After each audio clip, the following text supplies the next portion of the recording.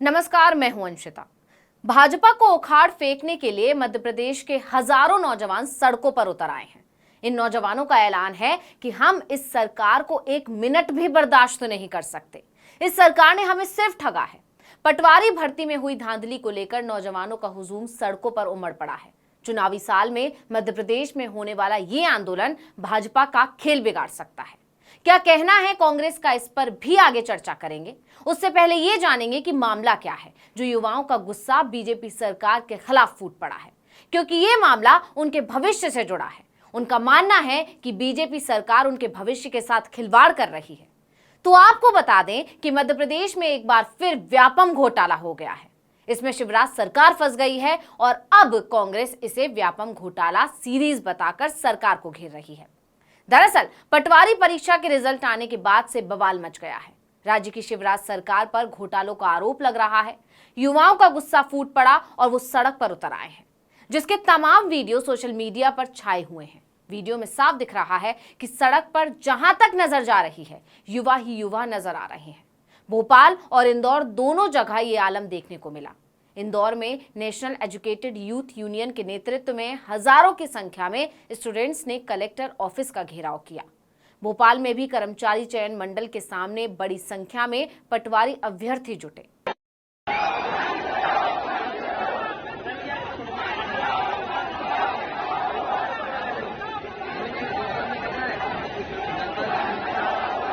यही नहीं, प्रदर्शनकारियों ने चेतावनी भी दी कि अगर इस मामले में जांच नहीं हुई तो एक हफ्ते बाद भोपाल के जंबूरी मैदान पर आंदोलन करेंगे।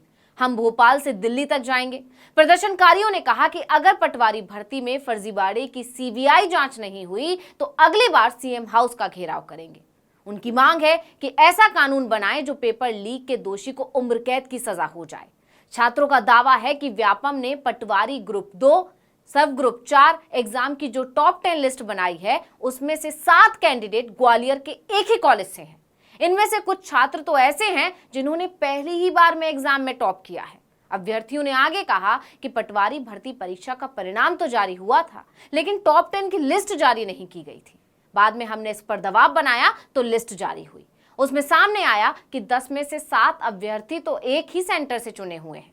सबसे ज्यादा गौर करने वाली बात यह है कि ज्यादातर टॉपर स्टूडेंट्स ने अपने हस्ताक्षर हिंदी में किए थे, लेकिन अंग्रेजी में उनके नंबर 25 में से 25 आए हैं। उन्होंने आगे कहा कि पटवारी भर्ती परीक्षा में इस बार सिलेबस भी बदल गया था, इसलिए तैयारी करने वाले छात्रों की बहुत मेहनत करने के बाद भी 140 से 150 नंबर लाना भी मुश्किल हो गया। तो एक ही सेंटर से इतने टॉपर निकलना किसी बड़े घोटाले की तरफ इशारा करता है। इसको लेकर 13 जुलाई को भारी संख्या में युवाओं ने सड़क पर प्रदर्शन किया। अब जैसे ही इस मामले की खबर सामने आई, राज्य की मुख्य विपक्षी पार्टी कांग्रेस, जी हां, जिससे सत्ता छीनकर बीजेपी ने सरकार बनाई थी, उसी कांग्रेस ने शिवराज सरकार के खिलाफ मोर्चा खोल दिया। कांग्रेस के पूर्व अध्यक्ष राहुल गांधी ने युवाओं की नाराजगी का वीडियो अपने ट्विटर हैंडल पर साझा किया। इस वीडियो के साथ उन्होंने लिखा कि मध्य प्रदेश में भाजपा ने युवाओं से बस चोरी ही की है। पटवारी परीक्षा घोटाला व्यापम घोटाला 2.0 है, जो प्रदेश के लाखों युवाओं के भविष्य के साथ खिलवाड़ है। पहले भाजपा ने जनता की चुनी हुई सरकार चोरी की, अब विद्यार्थियों से उनका हक, युवाओं से रोजगार चोरी कर रही है। राहुल गांधी ने अपने ट्वीट में बीजेपी की सेंधमारी पर भी तंज कस दिया। सिर्फ राहुल ही नहीं, महासचिव प्रियंका गांधी भी इस मामले में चुप नहीं बैठी।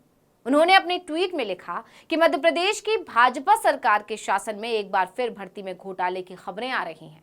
नौकरियों के लिए पदों की लाखों रुपए में बोली लगाए जाने की खबरें हैं। सरकार जांच कराने से क्यों कतरा रही है? भर्ती घोटालों से जुड़े होने के आरोप में भाजपा नेताओं का नाम ही क्यों सामने आता है? नौकरी के लिए भर्तियों में केवल घोटाले ही घोटाले हैं। भाजपा सरकार लाखों युवाओं का भविष्य अंधकार में क्यों डाल रही है? इनके अलावा सुरजीत सिंह चड्ढा ने कहा कि भाजपा के शासनकाल में मध्य प्रदेश के व्यापम घोटाले में एक सीरीज और जुड़ गई है। भाजपा के विधायक अजब सिंह कुशवाहा, जिनके एनआरआई कॉलेज के 10 में से 7 ने टॉप किया है, उन्हें 100% नंबर आए हैं। ये कैसे संभव है? यानी कि मध्य प्रदेश की बीजेपी सरकार के कारनामों का भांडा एक बार फिर फूट गया है। कांग्रेस इसे व्यापम घोटाला की सीरीज बता रही है। अब कांग्रेस ऐसा क्यों कह रही है, इसके लिए आपको थोड़ा पीछे जाना होगा। तो आपको बता दें कि ऐसा पहली बार नहीं हुआ है जब शिवराज सरकार पर व्यापम घोटाले का आरोप लगा हो। साल 2021 में भी इस मामले ने खूब तूल पकड़ा था। तब व्यावसायिक शिक्षा मंडल संदेह के घेरे में आ गया था। व्यापम ने उस साल फरवरी महीने में कृषि विकास अधिकारी पद के लिए परीक्षा आयोजित की थी, लेकिन इसके रिजल्ट पर सवाल उठने लगे थे। तब भी ठीक इसी तरह आरोप लगा था कि परीक्षा के शीर्ष 10 टॉपर्स को एक जैसे नंबर मिले थे और सभी चंबल क्षेत्र के थे। इस घोटाले में मुख्यमंत्री शिवराज सिंह चौहान तक का नाम आ चुका है और 2018 के विधानसभा चुनाव में बीजेपी की हार में इसे एक बड़ा कारण माना जाता है। आपको बता दें कि व्यापम का गठन 1982 में पहली बार हुआ था। तब से अब तक ये विवादों में ही रहा है। बदनामी के चलते ही 2016 में इसका नाम बदलकर प्रोफेशनल एग्जामिनेशन बोर्ड किया गया, लेकिन इसकी बदनामियों का सिलसिला इससे नहीं रुका। व्यापम भर्ती घोटाले में खुलासों की औपचारिक शुरुआत हुई 18 जुलाई 2013 को, जब इंदौर पुलिस ने व्यापम के सेंट्रल सर्वर की हार्ड डिस्क जब्त कर ली। इसके बाद तो खुलासों का ऐसा सिलसिला शुरू हुआ कि मुख्यमंत्री शिवराज सिंह चौहान, पूर्व सीएम उमा भारती, आरएसएस के पूर्व सरसंघचालक के.एस. सुदर्शन, सुरेश सोनी, मंत्री लक्ष्मीकांत शर्मा सहित कई बड़े नेताओं और अधिकारियों के इसमें उलझते चले गए। यही नहीं, घोटाले में आरएसएस के सरसंघचालक के.सी. सुदर्शन और सुरेश सोनी जैसे बड़े नेताओं के नाम भी आए। मामले ने तब ज्यादा तूल पकड़ा जब कांग्रेस के साथ ही बीजेपी नेताओं ने भी सरकार को कटघरे में खड़ा करना शुरू कर दिया। इसके बाद मुख्यमंत्री को विधानसभा में मानना पड़ा कि व्यापम में लगभग 1000 फर्जी नियुक्तियां हुई। उस समय शिवराज कैबिनेट के मंत्री लक्ष्मीकांत शर्मा को इस मामले में गिरफ्तार किया गया। जेल जाते समय उन्होंने कहा कि वो गिरफ्तार नहीं हुए तो बड़े लोगों को जेल जाना पड़ेगा। इसके बाद भी व्यापम मामले में कई गिरफ्तारियां हुई, लेकिन पहला मामला दर्ज होने के करीब 8 साल बाद भी ये पता नहीं चला कि घोटाला कितना बड़ा था और इसके असली सूत्रधार कौन थे। ये बड़े लोग आखिर कौन थे? यानी पहला मामला ही अभी अनसुलझा पड़ा हुआ है। बीजेपी सरकार अभी तक उसे ढकती आ रही है, लेकिन अब एक और घोटाला सामने आ गया है, जिससे एक बार फिर शिवराज सरकार कटघरे में खड़ी हो गई है। इसलिए जानकारों का कहना है कि जैसे पिछले चुनावों में बीजेपी को व्यापम घोटाले की वजह से नुकसान उठाना पड़ा था, कहीं ऐसा ना हो कि इस बार भी बीजेपी के साथ वही खेल हो जाए।